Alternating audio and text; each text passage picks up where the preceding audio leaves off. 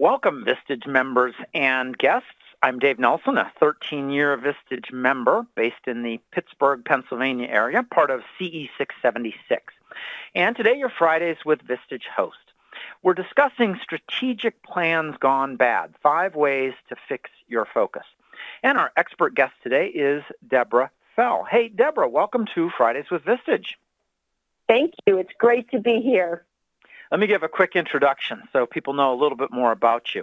Deborah is a CMO, Chief Marketing Officer of Chief Outsiders, and an expert at helping companies identify where the opportunities are, whether through strategic planning or alignment activities or productivity increases or just modernization of your marketing efforts or your organization.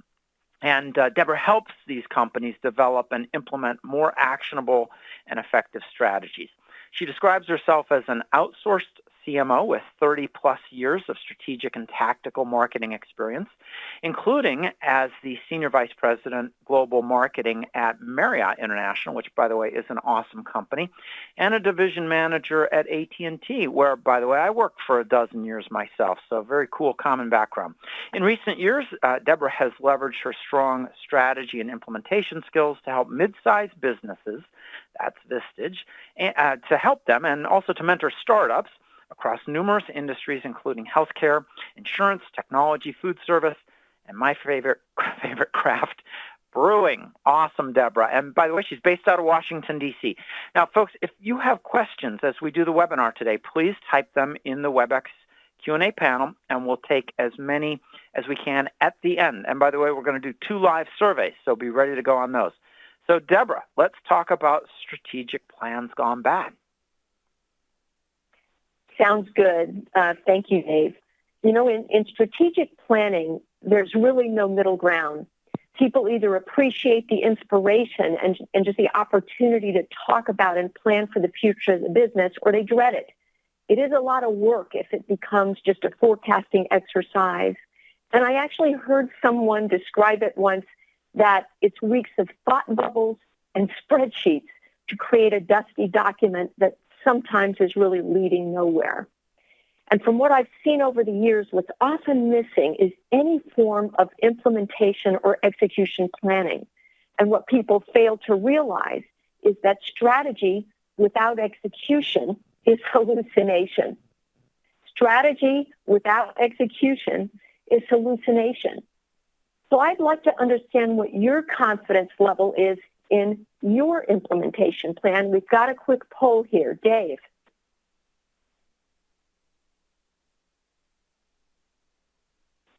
We've got a quick poll here that asks the question. Sorry about that. I was muted. I am unmuted, so okay. Folks, no problem. We're going to deal with it.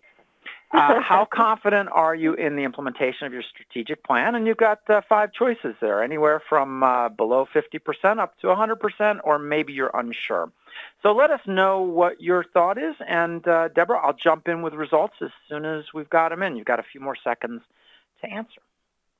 Okay, great. So, and this is really, you know, as we'll see what the results are in a little bit. But even if you were, you know, very sure on your implementation, feel totally confident about it, as most of you know, it isn't one and done.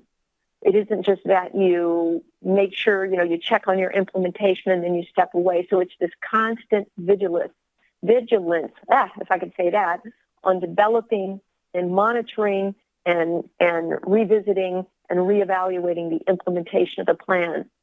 If you're less sure, and 75, 50%, or so unsure that you've actually already sent an email out to your executive team saying we got to talk about this, that's okay, because we're going to talk about some best practices. Here's the answer, and I guess not surprisingly, only 5% of people said they are 100% confident in that plan. About half the people said they're 75% confident, and 29% were sort of middle, 50-50.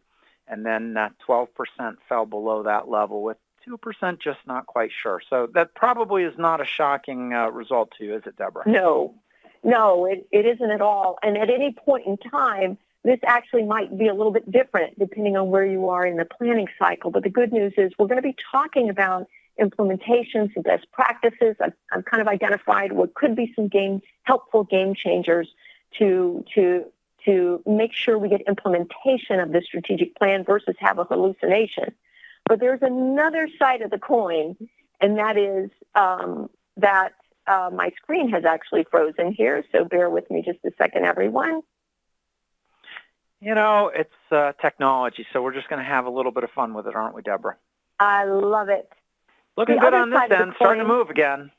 Good. Execution without strategy, on the other hand, makes for some very expensive random acts. And often this is when we get called in at Chief Outsiders, because the CEO is seeing that they're spending money and spending time, but they're not necessarily seeing the results that they want. And they want to understand, is it the activities? Is it the strategy? What is it? And often what I find is that the strategies can be so high level that you could actually put any initiative or any tactic in it. So part of the key is to create actionable strategies in the first place. So the purpose of this webinar is to really develop practical tools, talk about pragmatic approaches that can help you develop and implement your strategic growth plan. And a key to this is you, the CEO, or the president. And I've actually designed this webinar specifically for you because your strategic leadership and ownership is really key at both ends of this process. As Dave mentioned, at the beginning, although maybe he didn't say this part, that I have over 30 years of experience as an operational executive. I'm not a lifetime consultant, as you heard. And I've run a profit and loss statement for Ecolab, which is a business-to-business mid-sized company in the Midwest. And then, as Dave mentioned, division manager AT&T and senior vice president of global marketing for Marriott International. And with those industries, and now as a consultant over the years, I've been involved in a lot of strategic plans. And in my experience, there are 5 simple areas of focus that can really make a difference in your plan, in your execution, and in your results. But, the elephant in the room may be, so why should you care? I'm sure those of you on the phone already have a growth number in mind. So think of a growth number and consider the value of a well-informed and well-articulated strategy. What would it do for your company? Could it help you double your business in 3 years? I actually heard this the other day, what you see on the screen, that if you improve revenue by 2% per month, you'll double your business in 3 years. And I had to actually go do the math because I didn't believe it. And actually, it's a little bit more than doubles the business. But it is astounding that if you think about, you set the growth plan, whatever yours may be, let's just say double your business, and then you look for, what do I need to track towards every month? And then the strategy becomes, how do I get there? And then what are the tactics in order to execute that? So it is about the goal, having actionable strategies, and then being able to track towards that goal and also create visibility around that. So what's the value of a strategic plan? So what I'd like you to do is to consider these 5 factors, and I wrote them in the form of questions, and these also represent the agenda for the rest of this webinar. But these 5 factors that can help ensure the strategy is both actionable and gets executed, both pieces. I believe that all 5 have equal value, and that if you consider, okay, what's the full potential for my business of building and executing the strategy to win, the perfect strategy for my business, that it won't reach its full contribution value unless these are followed. So think about the impact of developing better, more clear goals, more actionable strategies, and a clear implementation roadmap. So that's what we're going to be doing today. Now, you may ask why the focus on your role as CEO or president or, founder, leader of the business. Why aren't we just handing this off to finance or to a marketing person? Because this isn't simply a forecasting exercise. It's fundamental to the growth of your revenue and actually the engagement of your team, certainly your reputation in the market and your overall health as a business. A big part of what we do at Chief Outsiders is to help companies develop their strategic growth and implementation plans. In fact, our CEO, Art Saxby, and our principal, Pete Hayes, actually wrote a book called Growth Gears. And many of you who registered, hopefully you took me up on opting in so you can get a free copy of the Growth Gears book. But what this book basically does is walk through how to really develop a strategic plan and an implementation plan. But the fact is that the leadership and direct involvement of the CEO is crucial, because even if we're involved, it's not our plan. It's a plan owned and led by you and your executive team. So what we're talking about is going into the roots of the business, the low ground, where what can't be seen but has the major impact on how healthy your business really is. My Chief Outsiders colleagues would be laughing at me at this point, because lately I've been, developing a lot of things and content, et cetera, and really using apple trees as a metaphor or a theme. But in apple trees, deep tap roots can go down as far as 9 feet, and they enable these trees to stay strong even in times of drought. So strong roots make a difference in good times and bad, and we all have and surely will continue to endure and enjoy, both sides of that coin. So grab a pen and a pad of paper and prepare to jot a few notes as we go. So here we go. What do you stand for? What we're going to do here is get rid of the marketing jargon. We can talk about positioning and all this other stuff later on, but what do you stand for? And to clarify, the question is, what does your brand stand for, or what does your business stand for? But this is personal, because you are either the owner or founder or standing in that place on behalf of the owners. And, it's interesting. I was with a startup just last week, and they were trying to decide whether they wanted to be the voice of the brand or not. And I said, we'll talk about that. That's a good question, an important question. But regardless of what you decide, everything you do or don't do is resoundingly speaking for and representing this brand. So what do you stand for? Jot down a word, a phrase, what just immediately comes to mind. Don't reach for the PowerPoint or the agency or the marketing deck. Just what do you stand for? And just make a couple notes here. Now, you may be wondering why these graphics are on the slide. So just to warm up to this, I don't know if you've ever been to, Portland, Oregon, and stood in the midst of the bonsai trees in the Japanese garden there, or been to Japan, as I've done on a couple of business trips, and gone to the gardens. And these bonsai trees just give such an incredible sense of harmony, and they stand for harmony. They represent harmony. The redwood trees, if you go to the California redwood forest and you just look up, it looks like those trees go on forever, and that's in fact what they stand for. And the apple tree stands for healthiness, and you can tell the level of their health by the fruit that they bear. So what do you stand for in a word or a phrase? Perhaps more helpful to you are some industry examples. And I haven't worked with or for Volvo, which you see on the bottom right there, but pretty much anybody you ask could tell you that Volvo stands for safety, or an automobile company that stands for safety. They could name the company for the most part. I worked with a couple of healthcare companies, and one, when I first went to visit them, I had this conversation, what do you stand for? And their first answer was, we provide the best coverage at the lowest cost. So I said, hold on, put the product and the service aside for a second, because you stand for more than what you sell. So if you've written down something that has to do with your product or service, set that aside for a second. And what is it that you stand for that causes you to make those choices? What do you stand for? I worked a little bit with a IT services firm, and they said we stand for best quality IT services.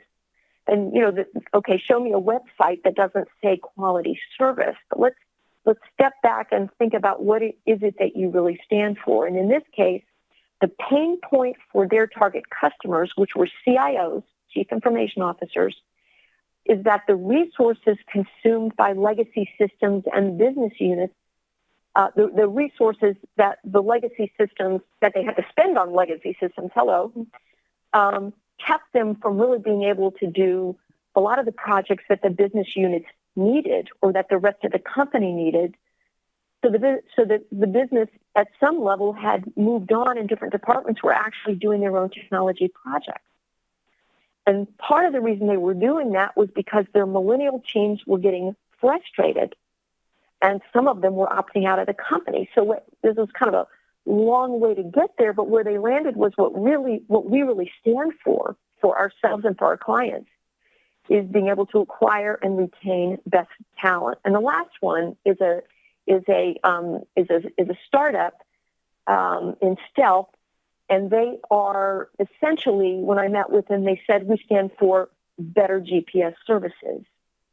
And when we really got into it, their target customers were these drivers and, package deliverers who already have their GPS systems paid for by the company, but they actually are willing to pay out of their own pocket so they could have road superiority, so they could have the better, fastest, know the most information. And they wanted to be the go-to person for other drivers. So the company stands for road superiority. So that hopefully just gives you a sense of what I'm really looking for here and a way to think about it. Let's go on to then, who do you serve? And you will notice that I couldn't really talk about what you stand for without bringing the customer in. And that's what this question is. Who's your core customer? Met with a CEO not that long ago, and they said, hey, what do you think of our website? And so I went on their website, and I found what I frequently find, and that is there are great product displays, lots of features and benefits, a lot about what we, the company, are, our awards, our products, our services, our technologies, all these things are expressed and, colorfully and beautifully. But I'm often not sure what is the pain point you're solving for what customer, because it's so much about the brand. It's so much about the company. At the end of the day, your customers don't really care what you do, whether your customers are distributors, clients, CIOs, or working moms, whoever they are, they don't care what you do. They only care about what you do for them. So understanding what do they care about, what do they want beyond the aperture of what you're trying to sell them.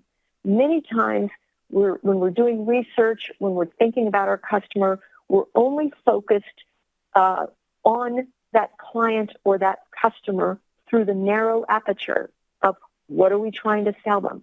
And in doing so, we can sell both them and yourself short. So jot down just for a second, who is your core customer?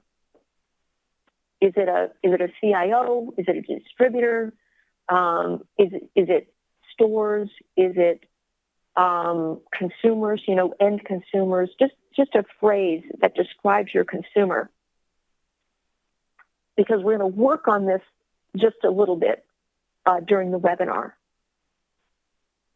Because it's important for you to have better insight into their world and really understand their motivations and beliefs in the context of your industry. And so let's talk for a second about it's more than a philosophy. It's really distinguishing the difference between insights and data and facts. So there's lots of data that you get, lots of facts that you get, but a piece of data does not necessarily equal an insight.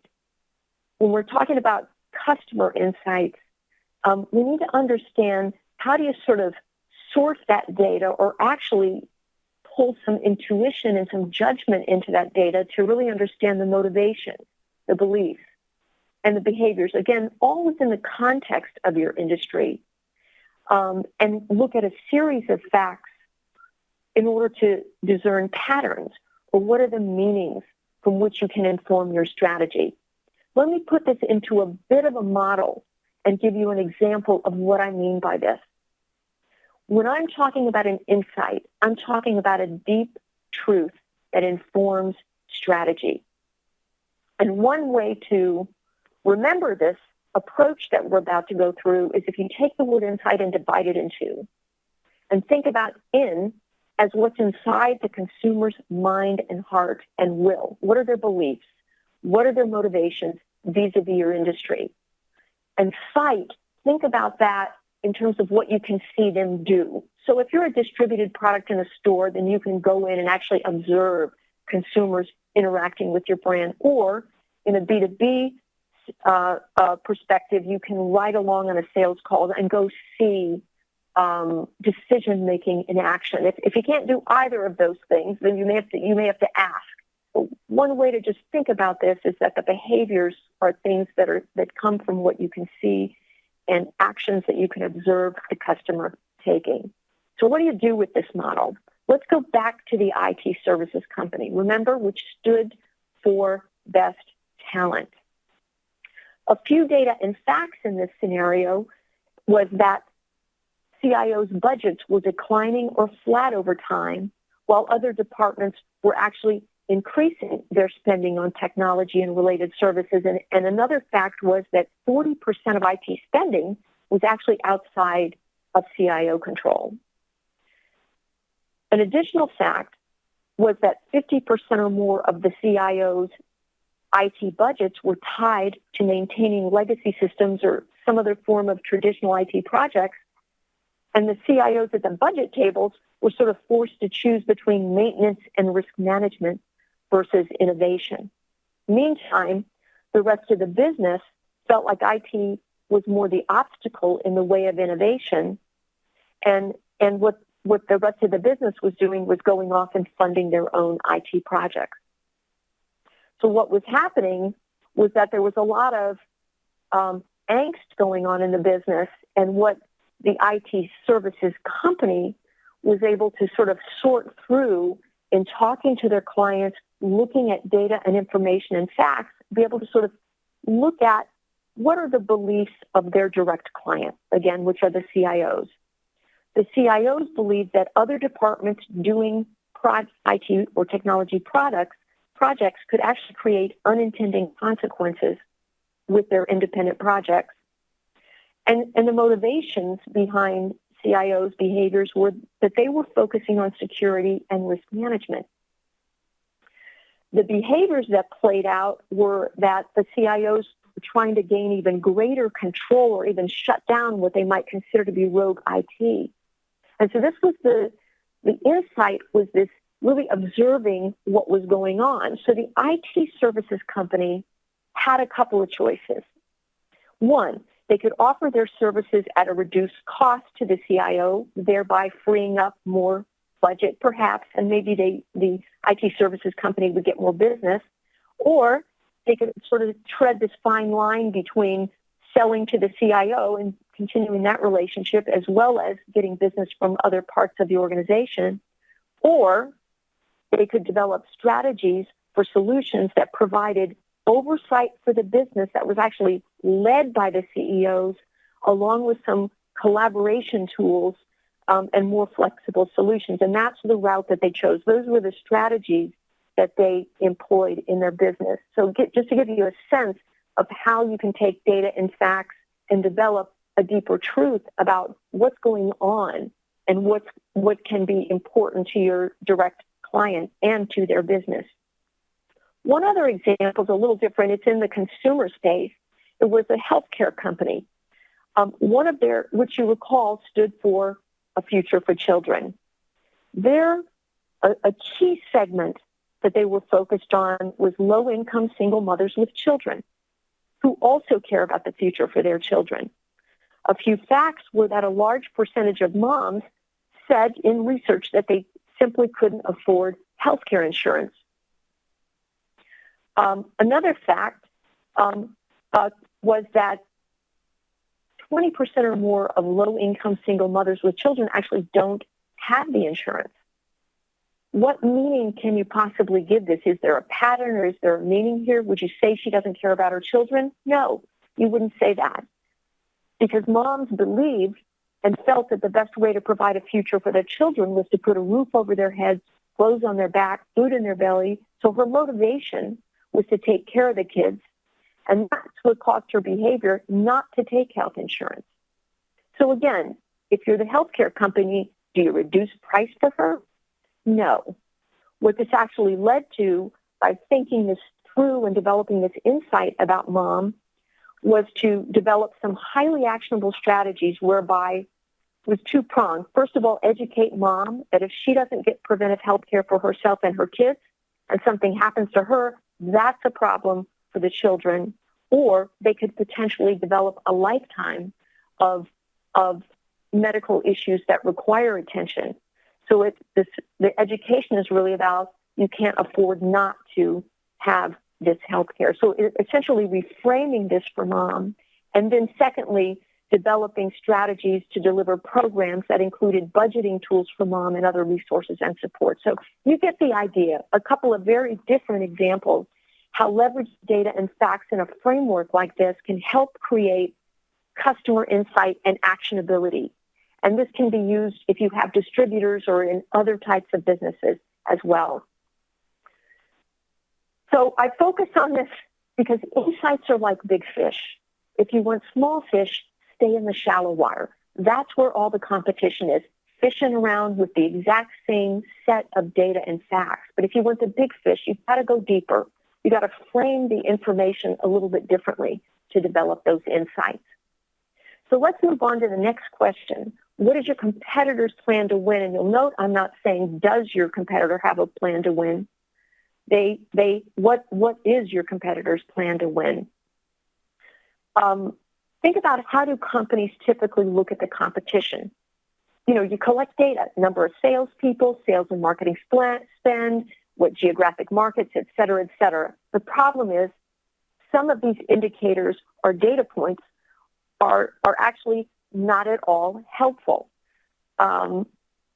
So my recommendation to you is that you actually identify someone in the organization to develop a plan to beat you, to actually create the plan to beat you, and then bring it into your executive meeting, go over the plan, and at a minimum, you will identify specific risks, and once you identify it, you can better manage that risk.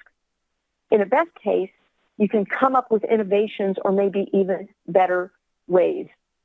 So I really encourage you to write this point down and actually, you know, whether you're at the beginning of your strategic planning cycle or somewhere along the way, if you haven't done that, to take a look at competition from a more actionable point of view versus looking at the usual and customary indicators that most people look for. And I kind of want to talk about this piece. This is a bit of an aside, mind you, but this is true beyond thinking about customer insight, true beyond thinking about your competition, that there's a lot of data and facts that we collect. And some of it's useful and some of it's not. Even in the world of forecasting, many of you are familiar with Alan and Brian Bolio of ITR Economics. You know, they've been in economic forecasting for a very long time. And in fact, we use them at Chief Outsiders, and I know many of you in Vistage do as well. In their most recent ITR Economic Trends report, in fact, I just read it, the headline was, "Don't be led astray." And this was in the context of their projection that the U.S. economy will continue to improve this year and into 2017. They pointed out that some of the indicators people are looking at are actually not helpful in economic forecasting, just like sales, how much spend, geographic footprint, number of stores you might look at in developing competitive strategy, that you want to be aware of them, you want to track them, but they may not really inform the task at hand. So they're all in the same discussion of what kind of information and facts do you look for.